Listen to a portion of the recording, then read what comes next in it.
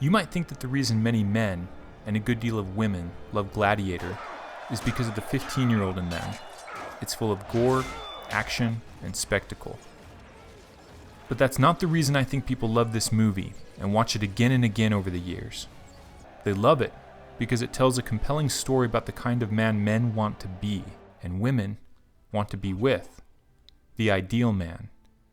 Gladiator is about how the ideal man acts when confronted with the sometimes brutal and malevolent nature of our world. The name of the ideal man in Gladiator is Maximus. That's a fitting name, because he's man at the maximum. He's not just one of the classical archetypes of manhood, such as the king, the warrior, the magician, or the lover. He is a very satisfying combination of all the manly archetypes. In the opening act of the movie, we're presented with what happens to a man who lives life properly. We find Maximus on the tide of a great battle, and even more impressive than the ordered and capable army he commands is the moving way in which his men respect him.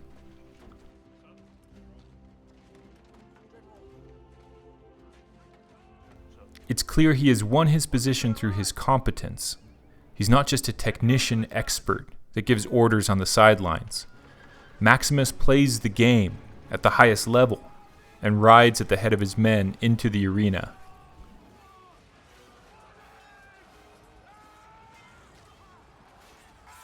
Maximus is the epitome of a gentleman. You cannot be a gentleman without being a man first, someone who can rip off heads in power and fury. But a gentleman then restrains that power to gentleness in order to respect his elders, women, children, and society. What Maximus touches turns to gold. The battle is won, and Maximus is the great man. They honor you, Caesar. It's for you, Maximus. They honor you. And the more we look, the more we find he's the great man because the way he lives is great.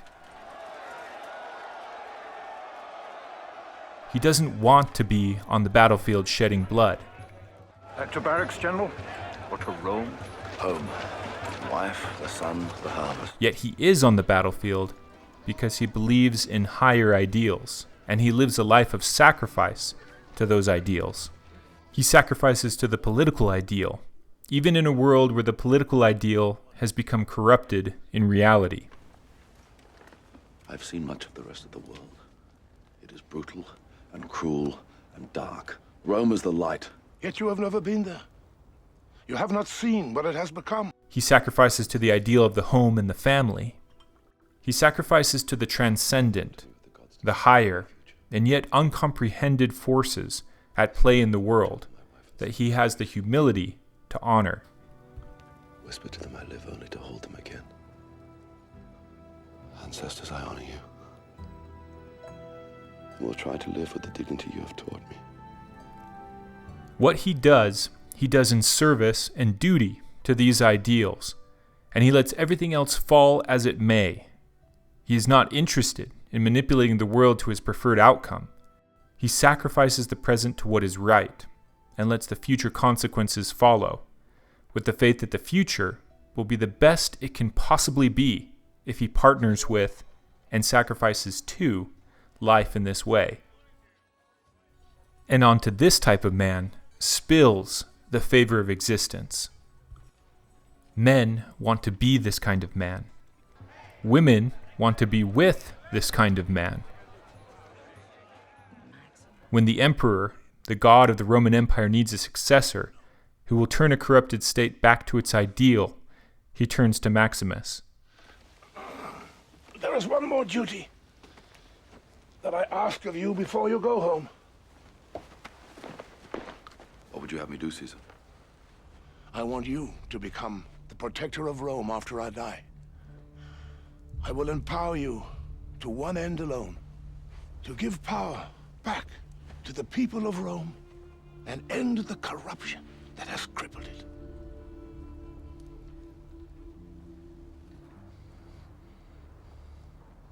Won't you accept this great honor that I have offered you? With all my heart, no. Maximus, That is why. It must be you. And what of Commodus, the Emperor's real son? The Emperor cannot favor Commodus. Commodus is not a moral man. You have known that since you were young. Commodus cannot rule. He must not rule. Commodus and Maximus are not brothers by blood, but the story emphasizes their symbolic brotherhood. Rome salutes you, and I embrace you as a brother. While Maximus sacrifices, and his sacrifices bring him the favor of God and life, Commodus also sacrifices. Congratulations. I shall sacrifice 100 bulls to honor your triumph. Save the bulls. Honor Maximus. He won the battle.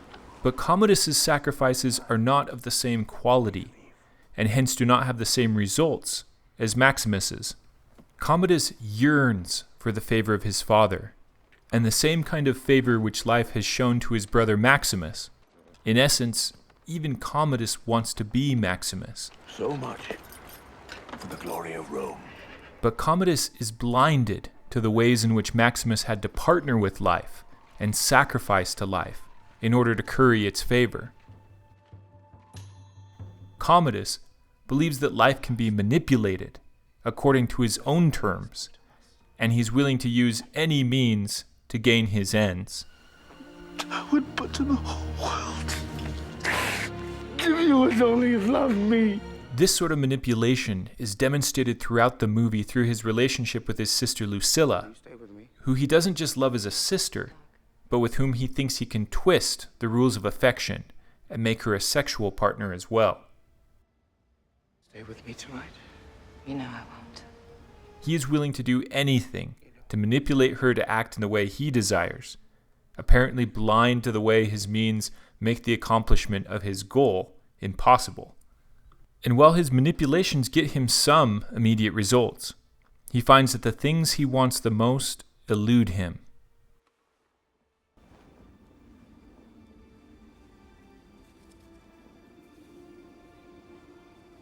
Are you ready to do your duty for Rome? Yes, Father. You will not be emperor. Commodus is such a fantastic villain because he is worthy of our pity. He's genuinely trying. We have all met these kind of people who seek so earnestly to succeed, but have had their perceptions warped to think they can write their own rules for obtaining success. My decision disappoints you? You wrote to me once, listing the 4 chief virtues. Wisdom, justice, fortitude, and temperance. As I read the list, I knew I had none of them. But I have other virtues, Father. The story of Cain and Abel, the archetypal story of the hostile brothers, tells us what happens next. When the older brother finds his offerings rejected by God, instead of accepting his responsibility for his failings, instead of cursing himself, he casts blame on everything else, including existence itself and everyone in it. He curses God, and he curses his brother, who stands as a gleaming accusation of everything he is not. My brother hates all the world, and you most of all. Because your father chose me. No. Because my father loved you. And because I loved you. Beyond simply cursing his ideals, he seeks to destroy them. In Gladiator's version of the story, Commodus succeeds in destroying his father and attempts to destroy Maximus as well. But not just destroy him, he wishes to destroy Maximus's spirit by making Maximus suffer in the most acute way possible. Because Maximus had stolen the love of the people from whom Commodus most desired it, Commodus would take from Maximus the love of those he most cared about.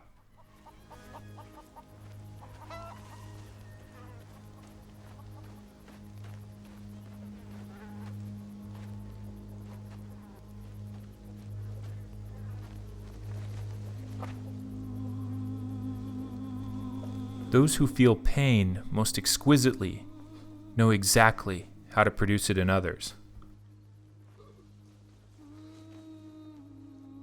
Maximus loses everything: his family, his home, his health, his position, and his people. Everything that is, except his character. And here's where the story gets especially interesting. Maximus is beat down, a shadow of his former self. The story wouldn't be believable unless it were so. I knew a man once. A noble man. A man of principle who loved my father. And my father loved him. This man served Rome well. That man is gone. Your brother did his work well. And yet, when pressed, aspects of his former character awaken. And just as before, those around him can't help respect that which commands respect.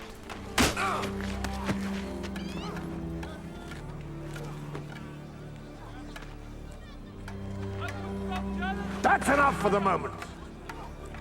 His time will come. Next. Having to construct himself anew, Maximus initially lives merely for the ideal of survival. Maximus is made to fight in the Gladiator arena, where his supreme competence once again becomes apparent.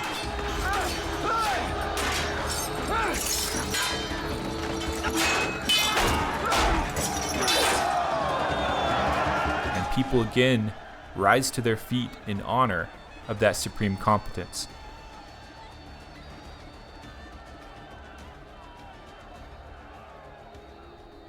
Maximus despises what he's being made to do in the arena and calls out the crowd for their warped taste for blood. Are you not entertained? Are you not entertained?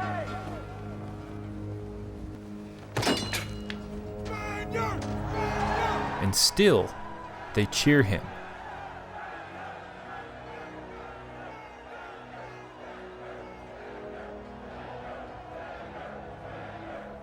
Learning that his capability could earn him the chance to be presented in front of the emperor, now his hostile brother Commodus, Maximus's ideal turns from survival to revenge. I too want to stand in front of the Emperor. As word of his ability grows, admiration begins to grow in the men around him, Any part of this, go back to your cells. We wait here for you, Maximus. and even in youth, the nephew of the emperor. This is the story of Joseph of Egypt, the story of how when you try to destroy the ideal man and even thrust him into slavery and the lowest dungeon, an eventual and inevitable collision of opportunity with competence will rocket him back to the top, because of a certain attitude that kind of man possesses toward life.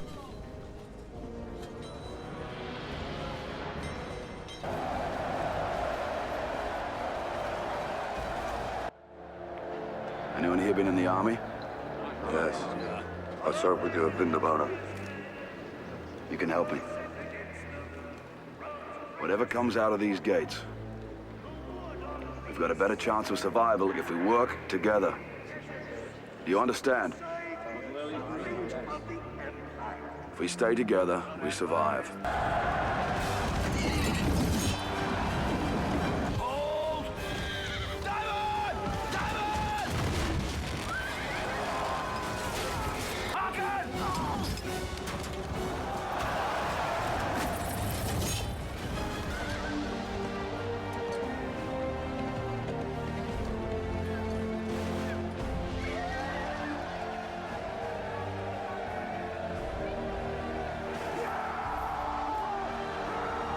Maximus's achievements place him right back before the Emperor Commodus, who is unaware he still lives, and Maximus considers killing him, then and there, to achieve his vengeance.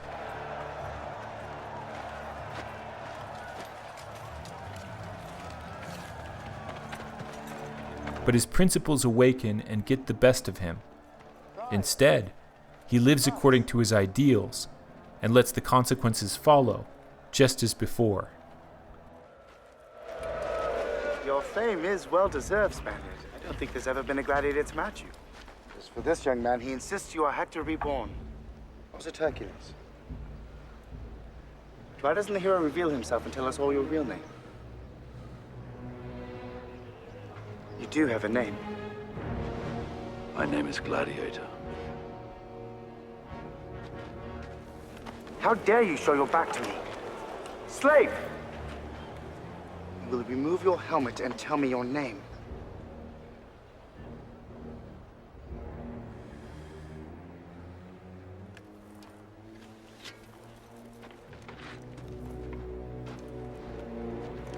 My name is Maximus Decimus Meridius, commander of the armies of the North, general of the Felix Legions, loyal servant to the true emperor, Marcus Aurelius, father to a murdered son, husband to a murdered wife, and I will have my vengeance in this life or the next.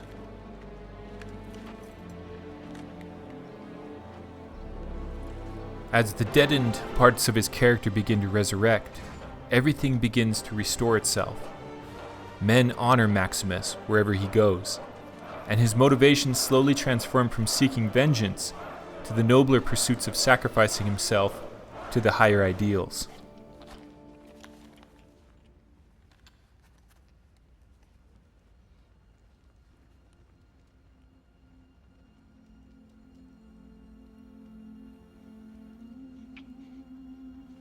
Commodus is incensed with internal conflict and rage.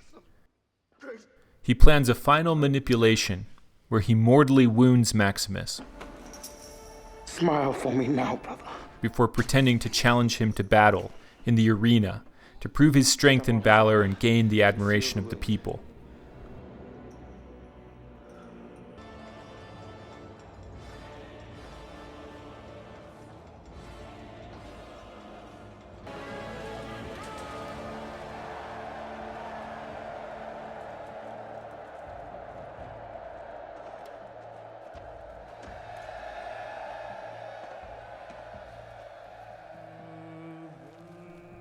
But once again, Commodus misjudges the nature of being. He misjudges the ways that the ideal man has contracted with being with a certain attitude that in the long run, however unexpectedly, ensures him the favor of life.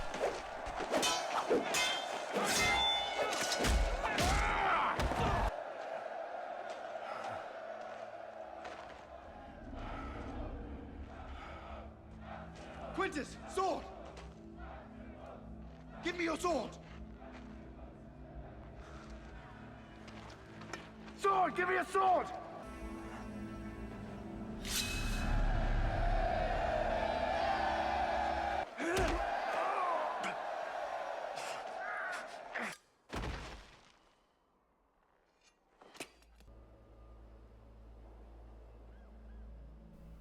Both Commodus and Maximus suffered tremendously in life.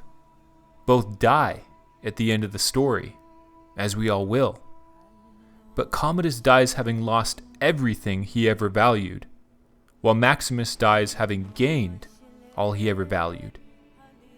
What was the essential difference, the key of wisdom, separating these two opposing brothers? That if things are not laying themselves out for us as they should be, then we cannot curse God. We have to look to ourselves. Well, and you think, well, why not curse God? Because maybe it's his fault. And that's a really good question.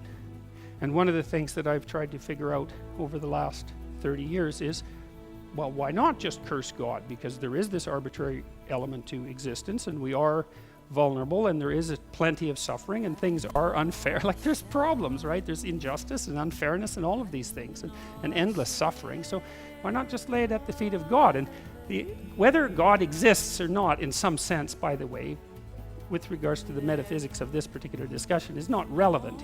The point remains the same either way. And the answer is, as far as I can tell, that if you refuse to take on the responsibility yourself, and you attempt to lay it at the feet of either society or being itself, then you instantly start to act in a way that makes everything much worse. Not only for you, but for everyone else, and maybe even for being itself. And so, no, it's not helpful. Now, if you decide that it's you've got the problem, maybe that's not even true. Like maybe you are someone who's being tortured by the bet between God and Satan, and like, too bad for you if that happens to be the case. But it still seems to be the appropriate thing for a human being who's standing on his or her own 2 feet in a proper manner to take the responsibility on for themselves, regardless of the counter arguments that might be made against it. That's really something.